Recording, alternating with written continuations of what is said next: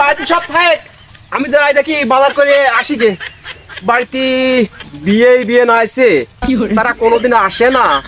তা আইসেতে ভালো মন্দ আছে, বাজার টাজার করার দরকার, গোশ কেনার দরকার, আদার সাইডে আরো আনুষঙ্গিক বাজার করার দরকার।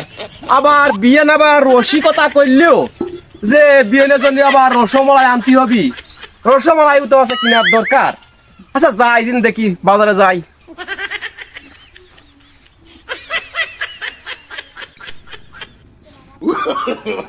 No, no, no, no.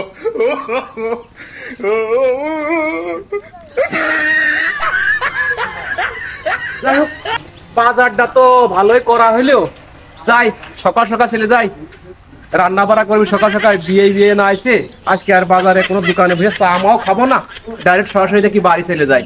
রান্না বাড়া করবি তো যাই।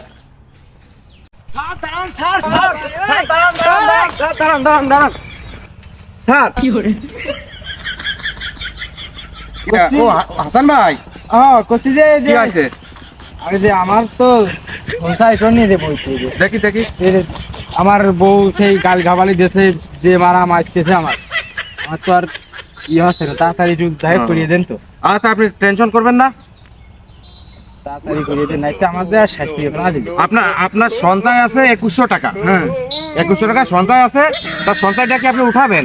হ্যাঁ আমি তো উঠাবেন, নাই তো বাড়ি দাঁড়িয়ে দিবেন না। তাহলে আপনার 1000 টাকা উঠাতে পারবেন। 1100 টাকা একটা কিস্তি রাখিয়ে তারপর আমরা 1000 টাকা উঠাতে পারবেন, বুঝছেন? যাই দেন আমার দেন, নাইতে তো আমার বাড়িতে দাঁড়িয়ে দিবি না আজকে। আচ্ছা কে ভাবে কি আপনার খুব প্রেসার দিচ্ছে নাকি? বিশাল বিষাদ দিচ্ছে, বাড়িতে থাকতেই দিচ্ছে না। বিষাদ তো দিবি, বিষাদ দিবি নে। তুমি তো ভাবে যা চাই তুমি তো তা দিতে পারো না, আমি যাব না। আমি তা হাসান ভাই, হ্যাঁ ওই তাহলে ভাবি যে বলেন কাছে স্যার রাজি হয়েছে, আমাকে ভাবির একটু আসতে করবেন, আচ্ছা ঠিক আছে? হ্যাঁ। আচ্ছা আচ্ছা ঠিক আছে। No, no, no. হাসান ভাই, হ্যাঁ ভাই, ওই সামনে ওই যে চান্দু হয় না? তাই তো মনে হচ্ছে।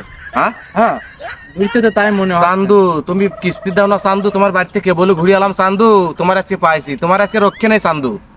চান্দু তুমি বহুত পার্সিয়ালিটি করছো চান্দু। আমি আসতেছি চান্দু, আমি আসতেছি, তুমি থাকো।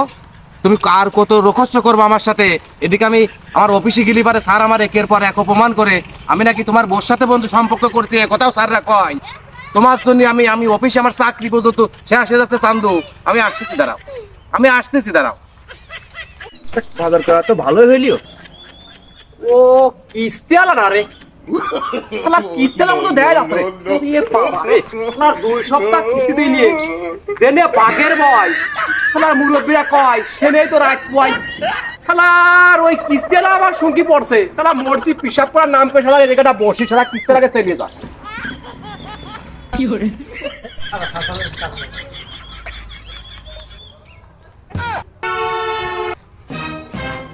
কান্দু ভাই, ভাই আপনি? ও কিস্তিওয়ালা ভাই, ও তুমি আজকে আমার স্টেনতো শোনা তাই না? কিস্তিওয়ালা ভাই তুমি আমার স্টেনতো শোনা।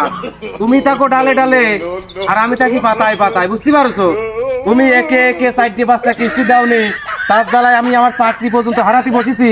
আর তুমি নিরিবিরি ব্যাগ ভর্তি বাজার করে নিয়ে লোকজন বাড়িতে দেখছি আহামরি অনুষ্ঠান লাগানেছো, কিস্তির কথা তোমার মনে থাকে না তাই না? ভাই আপনি কিছু মনে করবেন না, বাড়িতে ধরেন নতুন মেহমান আইছে, বিয়েন কোনোদিন আসিনি, এদের জন্য ভালো বাজার করলাম। আবার কাপড় চুপুর না দিলেও তো হয় না, 2 নম্বরের ভিতরে পড়ে যাচ্ছি ভাই। এই জন্য খুব বিপদের ভিতরে ছিলাম ভাই, কিস্তিটা দিতে পারিনি। এর পরের সপ্তাহে আমি আপনার কিস্তি দিয়ে দেবো না। তুমি এইরকম কথা আরো অনেকবার বলেছো ভাই। তুমি একবার না 2 বার না, মানুষ একবার দেখে 2 বার দেখে 3 বারের মাথায় কোনো সাথ দেয় না। তুমি এই যে আমার কাছ থেকে সেদিন 1 লাখ টাকার কিস্তিটা নিলে, এর বয়স কত তুমি জানো? তোমার সমানে যাদের আমি লোন দিছি তারা পরিশোধ হয়ে গেছে, তারা আবার নতুন করে লোন নিয়ে গেল। আর তুমি সেই 1 লক্ষ টাকা তুমি এ পর্যন্ত 25,000 টাকা তুমি দিয়ে আর 75,000 টাকা কিটা দিবি? আমার বাপ দিয়ে যাবে নাকি? হ্যাঁ, তোমার সাথে বহুত ভাই ভালো ব্যবহার করেছি, এখন থেকে আমি আর কোনো ভালো ব্যবহার করতে পারবো না। বুঝতে পারছো?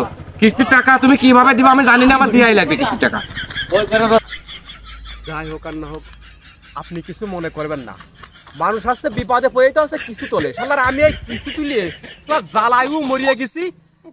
এরকম ভুল আর হবি না রে। আপনার পরশুদিন আমি আপনার টাকা আছে দিয়ে দেবো না, পরিশোধ করে দেবো না।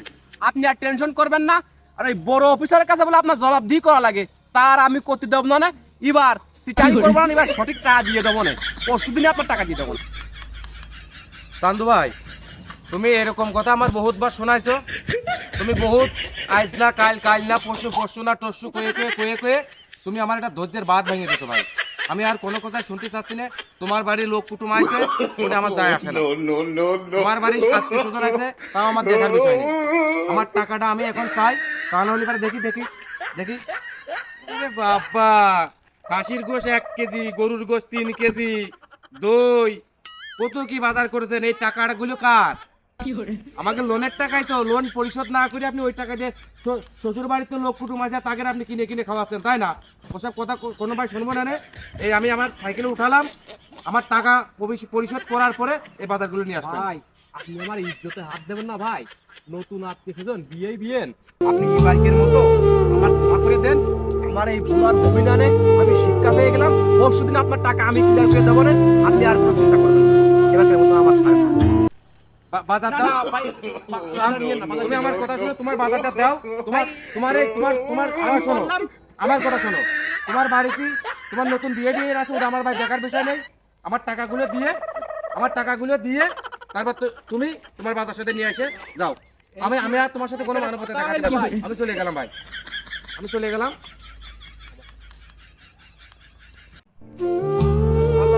আর এই জন্যই তো কয় সিটারি মানসি যে কোনো একদিন না একদিন ধরা খায়।